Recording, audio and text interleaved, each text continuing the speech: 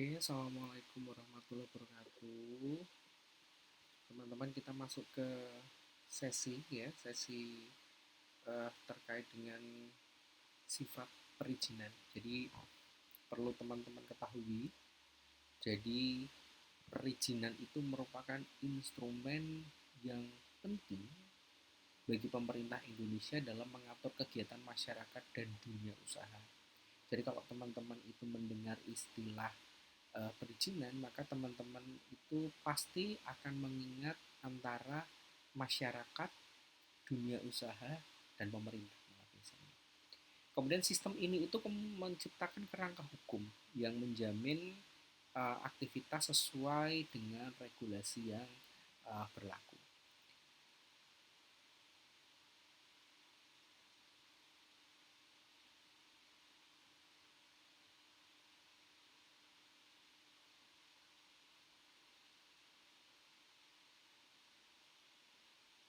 Yes.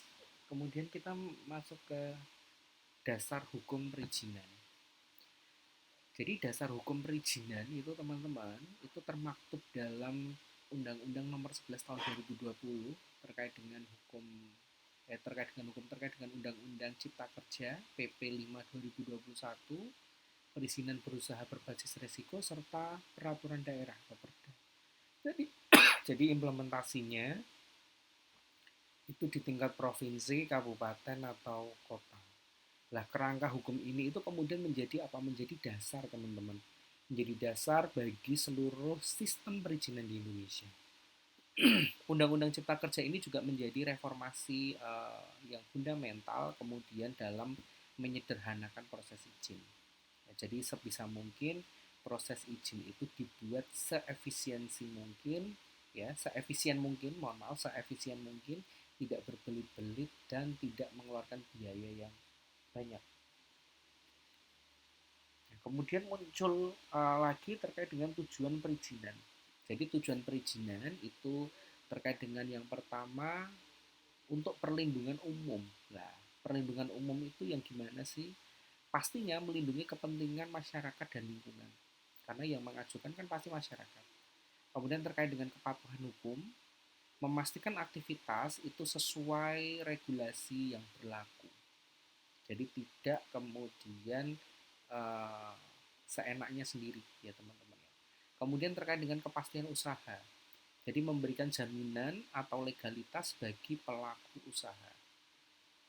Kemudian selanjutnya terkait dengan perizinan ini juga tidak sekedar hanya sebagai prosedur administratif, ini adalah mekanisme penting untuk memastikan keseimbangan antara kepentingan ekonomi, sosial, dan lingkungan. Sebentar teman-teman.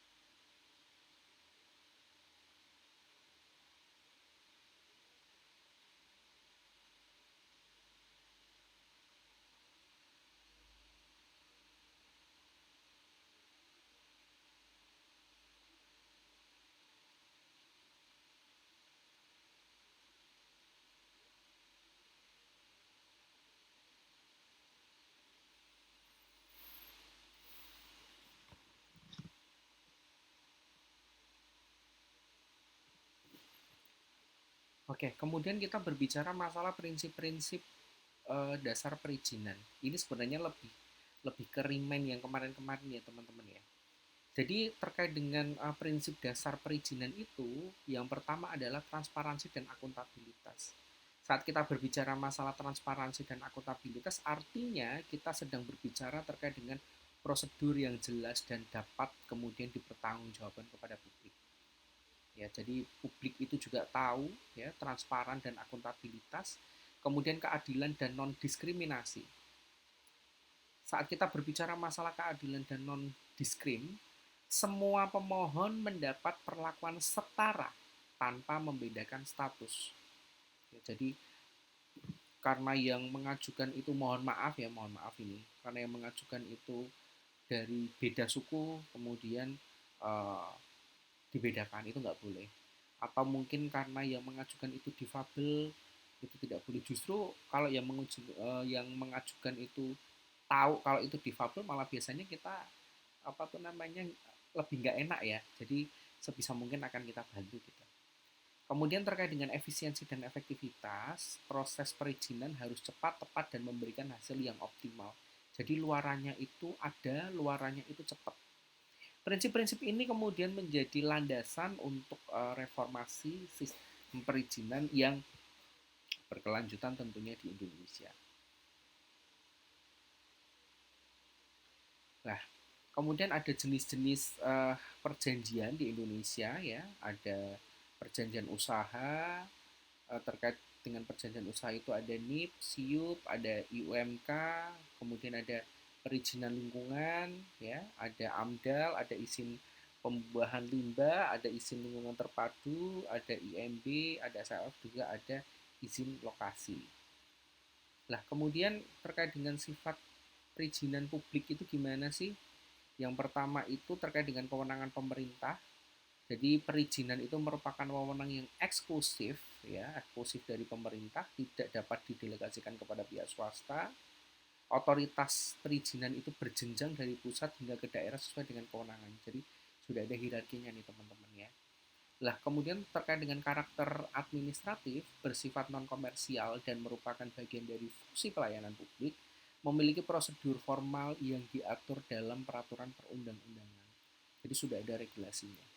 Sebagai instrumen publik, perizinan harus dikelola dengan prinsip tata kelola pemerintahan yang baik pula. Nah, kemudian terkait dengan sifat perizinan usaha, satu, itu ada legalitas usaha, jadi dia memberikan status hukum pada kegiatan bisnis, ya. Jadi bisnis itu legal atau tidak legal. Kemudian kepastian hukum, melindungi pelaku usaha dari tindak ilegal, akses pasar, membuka peluang kerjasama dan perluasan bisnis. Kemudian perizinan usaha itu akan menjadi dokumen fundamental bagi setiap aktivitas ekonomi. Tanpanya bisnis beresiko terkena sanksi dan pembatasan operasional. Nah, kemudian teman-teman juga harus tahu nih terkait dengan proses pengajuan dan penerbitan perizinan. Yang pertama itu terkait dengan pengajuan permohonan. Jadi teman-teman itu harus menyiapkan dokumen, kemudian juga mengisi formulir aplikasi, karena kita bicaranya sistem OSS dan RPA ya teman-teman ya. Kemudian verifikasi dokumen, pemeriksaan kelengkapan dan keabsahan dokumen. Kemudian yang ketiga itu adalah rekomendasi teknis. Kalau kita berbicara masalah rekomendasi teknis, artinya kita berbicara masalah penilaian aspek, ya. Aspek apa?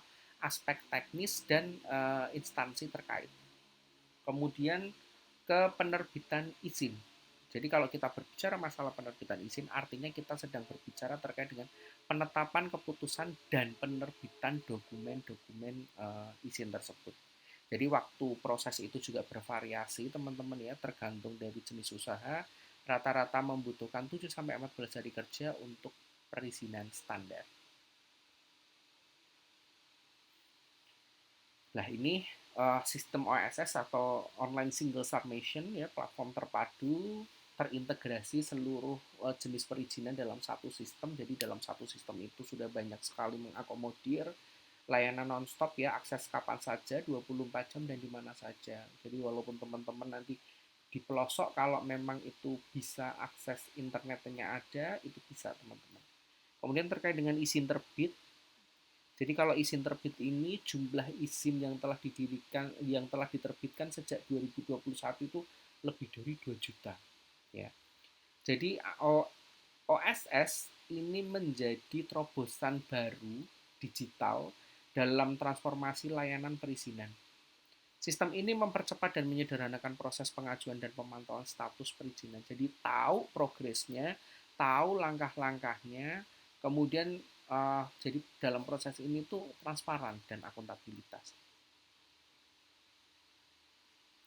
Kemudian sifat non perizinan terkait dengan pengantar konsep ya, izin-izin itu karakternya itu memberi hak melakukan aktivitas tertentu. Contohnya siup, izin mendirikan bangunan gitu ya. Kemudian terkait dengan dokumen rekomendasi itu adalah dukungan teknis untuk penerbitan izin. Contohnya kayak rekomendasi analisis mengenai dampak lingkungan. Kemudian yang ketiga itu ada dispensasi, pengecualian dari aturan umum. Jadi dispensasi jam operasional. Mungkin yang tadinya itu jam operasionalnya itu pukul sampai dengan pukul 4 bisa jadi dispensasinya karena memang barangnya itu susah dan langka itu bisa jadi jam 5 gitu. Kemudian pemahaman perbedaan dokumen-dokumen ini sangat penting untuk menentukan proses prosedur yang tepat. Masing-masing memiliki nilai hukum dan fungsi yang berbeda, jadi tidak akan sama ya teman-teman ya, walaupun pengajuannya di tempat yang sama. Kemudian tantangan utama dalam sistem perizinan itu satu terkait dengan tumpang tindih regulasi ya, yang kedua itu pungutan liar, yang ketiga itu adalah keterlambatan proses. Kalau kita berbicara masalah keterlambatan proses, artinya kita berbicara bahwa birokrasi itu berbelit-belit. Kemudian terkait dengan pungutan liar, 72 kasus OTT, ya perizinan sejak tahun 2019. Kemudian terkait dengan tumpang tindih itu adalah aturan yang bertentangan dengan aturan instansi yang ada di atasnya. Ya, ini studi kasus perizinan berbasis risiko, warung kecil itu sedikit, menengah, pabrik makanan tuh sangat gede. Kemudian upaya penyederhanaan dan digitalisasinya itu kayak gimana sih? Yaitu tadi mengadakan mall pelayanan publik, digitalisasi sistem, kemudian pengurangan tahapan. Ini ada perkembangan, teman-teman. Ada instrumen tata kelola, ada kolaborasi multi, kemudian berusaha. Begitu teman-teman untuk apa tuh namanya di sesi yang terakhir ini. Kita akan melanjutkan nanti di sesi yang ke-11 ya teman-teman ya. Jadi mungkin bisa di minggu depan di sesi yang ke-11. Terima kasih.